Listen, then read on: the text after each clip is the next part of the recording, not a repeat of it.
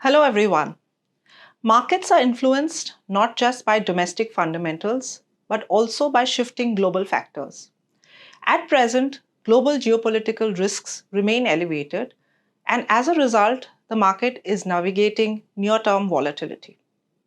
However, periods of uncertainty often create most opportunities for long term investors. And that brings me to the core of today's discussion.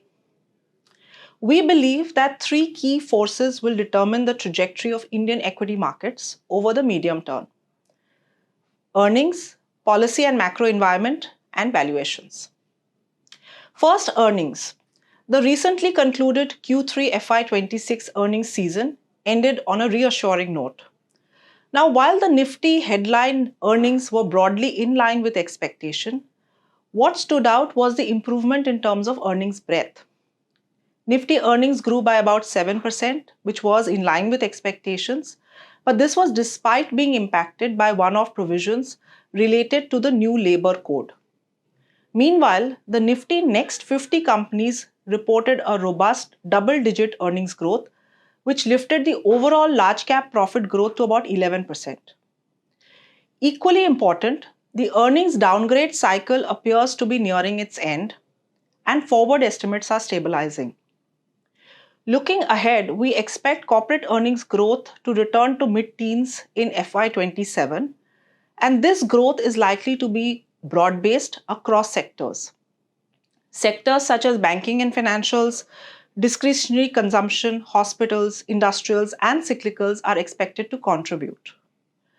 The second factor, friends, is the policy and macro environment. And here, the backdrop has turned more supportive. The Reserve Bank of India and the Government of India have done much of the heavy lifting through a series of monetary and fiscal measures.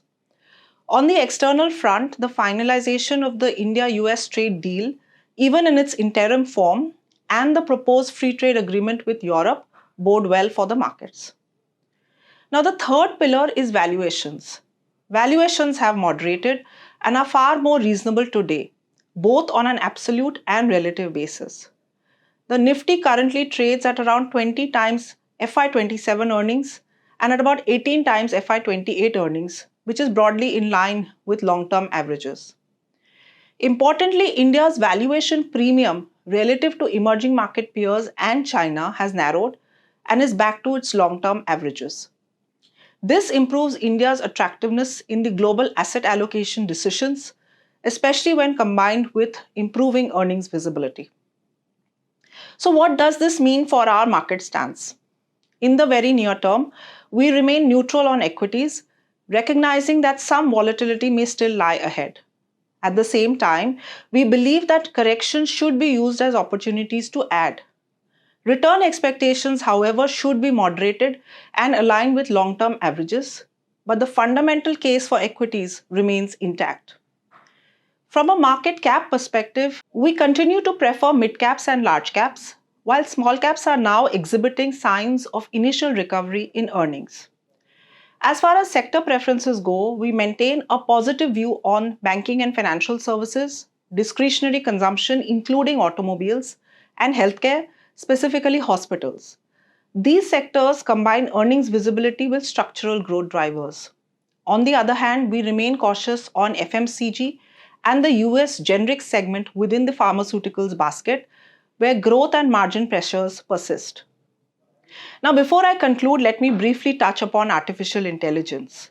The market is reacting to concerns that AI could cannibalize IT services revenues.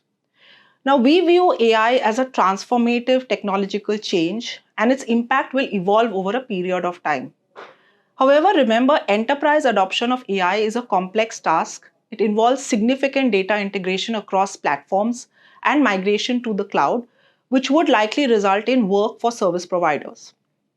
On the other hand, it is likely that AI adoption also introduces deflationary pressures. How much of this can be offset by increased volume and the cost efficiencies remains to be seen. And therefore, differentiation will favor companies which integrate AI internally to bring about cost efficiencies and at the same time are able to offer unique client solutions. So friends, in conclusion, markets could be volatile in the near term, But fundamentals are clearly looking better. Earnings are improving, there is a supportive policy environment, and valuations are now reasonable. So stay disciplined, focus on asset allocation, and of course, stay invested. Thank you. Mutual fund investments are subject to market risks. Read all scheme-related documents carefully.